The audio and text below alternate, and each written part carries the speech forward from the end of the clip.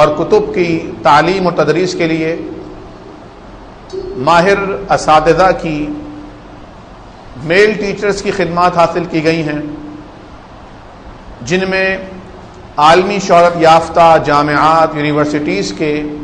فضلاء، فارغ التحصیل علماء کرام، اسکالرز الحمدللہ ادارے میں تدریسی فرائض انجام دے رہے ہیں۔ مکمل شرعی باپردہ ماحول میں علمی اور تحقیقی انداز میں اس تدریسی عمل میں خاص نمایاں انفرادیت کا پہلو یہ ہے کہ الحمدللہ عالمہ کے 4 سالہ درس نظامی کورس میں ہر قسم کی مذہبی اور سیاسی فرقہ واریت سے بالا تر تدریس کی جاتی ہے۔ میں درخواست کروں گا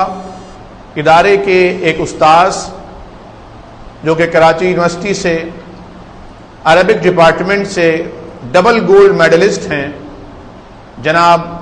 فضیلت الشیخ مصور عظیم انجم صاحب سے کہ وہ تشریف لائیں اور علم کی اہمیت پر اختصار کے ساتھ بیان فرمائیں۔ جناب استاد مصور عظیم انجم صاحب۔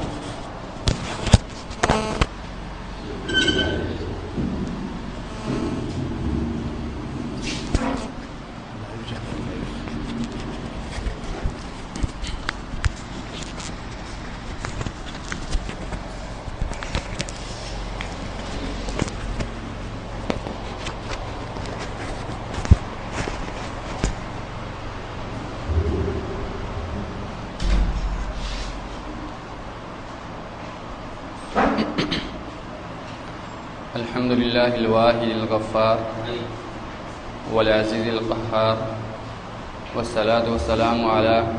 سيد الأبرار محمد صلى الله عليه وآله وسلم ومن تبعهم بإحسان إلى يوم الدين، وبعد. أعوذ بالله السميع العليم من الشيطان الرجيم. ومن أحسن قولا ممن دعا إلى الله وعمل صالحا وقال إنني من المسلمين.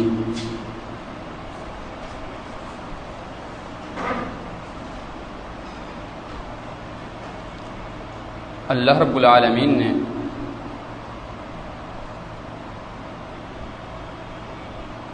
علم کی اہمیت کو انسان کے لیے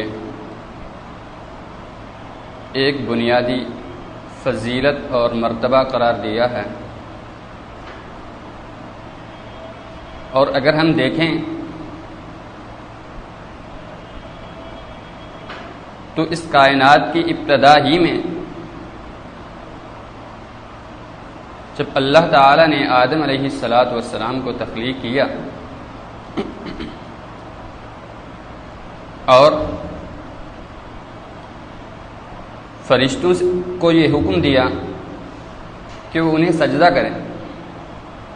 فرشتوں کے انکار کے بعد آدم علیہ السلام کی فضیلت کو ثابت کرنے کے لیے جس چیز کو بنیاد بنایا گیا وہ علم تھا، اور اللہ رب العالمین نے جب فرشتوں سے یہ سوال کیا کہ ان چیزوں کے نام کیا ہیں تو انہوں نے کہا کہ ہمیں علم نہیں ہے، اور آدم علیہ السلام سے جب کہا گیا تو انہیں وہ تمام باتیں بتا دی جن کے بارے میں ان سے سوال کیا گیا تھا، اور اللہ رب العالمین اپنی ذات کے بارے میں اس کو جاننے کے لیے، اس پر ایمان رکھنے کے لیے،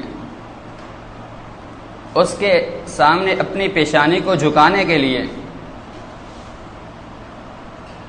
اس سے اپنی مناجات طلب کرنے کے لیے، اپنی ذات کا تعارف اور اس کی اہمیت کے لیے قرآن کریم میں سب سے پہلے یہ حکم دیتے ہیں فَعْلَمْ أَنَّهُ لَا إِلَهَ إِلَّا اللَّهُ، کہ لا الہ الا اللہ سے کہنے سے پہلے بھی آپ کو یہ علم ہونا چاہیے، آپ کو یہ معلوم ہونا چاہیے کہ وہ ذات کتنی اعلیٰ ہے، کتنی عظیم ہے، کتنی برتر ہے، کتنی بزرگ ہے، وہ اپنی بلندیوں کی کن انتہاؤں پر ہے، وہ شوکتوں اور فضائل کے کن مراتب اور مناسب پر ہے، تو اللہ رب العالمین اپنی الوہیت کا اقرار لینے سے پہلے بھی انسان سے یہی کہہ رہے ہیں کہ فعلم، اس اقرار سے پہلے اس کے بارے میں علم رکھنا چاہیے، اس کے بارے میں جاننا ضروری ہے۔ اور یہ سلسلہ آدم علیہ الصلاۃ والسلام سے چلا،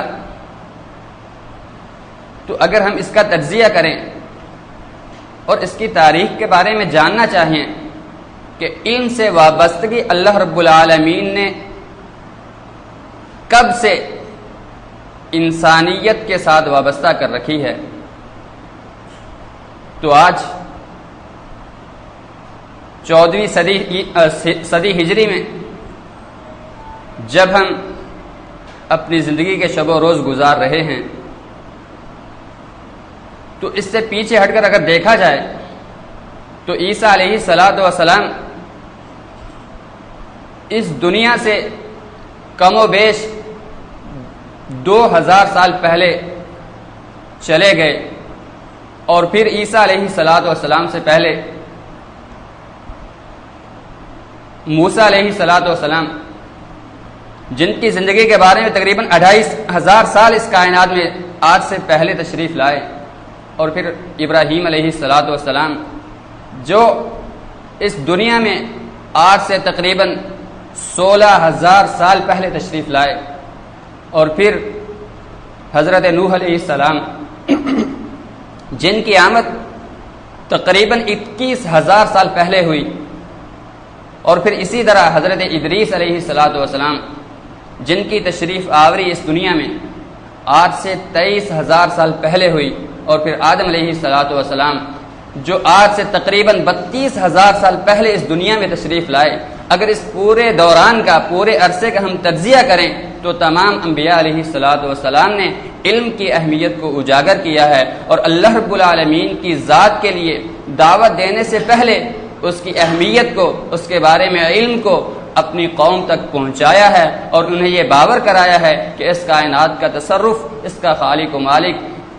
اس کا پروردگار، اس کے امور میں تبدیلی کرنے والا، اس کو تنگی اور فراخی دینے والا،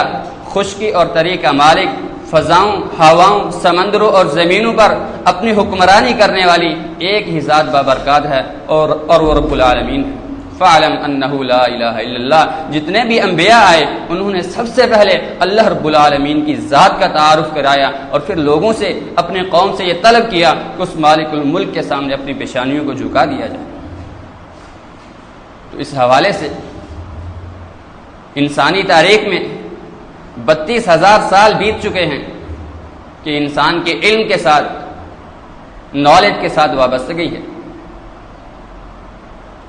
اور پھر ہر زمانے کے اندر، ہر دور کے اندر، ہر وقت میں اللہ رب العالمین نے اور انبیاء علیہ الصلاۃ والسلام نے اس کی دعوت دی اور اس کی اہمیت کو اجاگر کیا، حتیٰ کہ آج سے 1400 سال قبل نبی علیہ الصلاۃ والسلام محمد الرسول اللہ اس کائنات میں تشریف لائے، اور آپ نے بھی اپنی قوم کو، اپنی امت کو، ان لوگوں کو یہی سبق دیا کہ علم حاصل کریں۔ طلب العلم فریضۃ علی کل مسلم، کہ ہر مسلمان پر علم کا حصول جو ہے وہ ایک فریضہ ہے، اور اس فریضے کو ادا کرنا ہر ایک مسلمان کی ذمہ داری ہے۔ میں اللہ رب العالمین سے دعا گو ہوں کہ اللہ تعالی ہمیں علم کو سیکھنے، اس پر عمل کرنے کی توفیق عطا فرمائے۔ اور آخری بات، شیخ امام بخاری ابو عاصم النبیل علیہ الرحمہ کا قول ہے کہ من طلب هذا العلم فقد طلب اعلی الامور فعليه ان يكون من خیر الناس، کہ جو لوگ یہ علم حاصل کر رہے ہیں وہ دنیا کی بہترین چیز کے حصول میں ہیں، بس انہیں چاہیے کہ وہ دنیا کے اندر بھی، لوگوں کے اندر بھی سب سے بہترین بن جائیں۔ اسی دعا کے ساتھ میں انہی الفاظ پر اکتفا کرتا ہوں۔ وأقول قولی هذا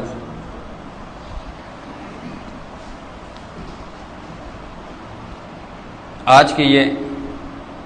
پروقار تقریب کلیۃ البنات العربیہ میں تقریب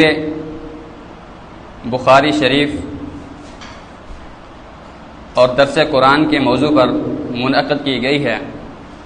کلیۃ البنات العربیہ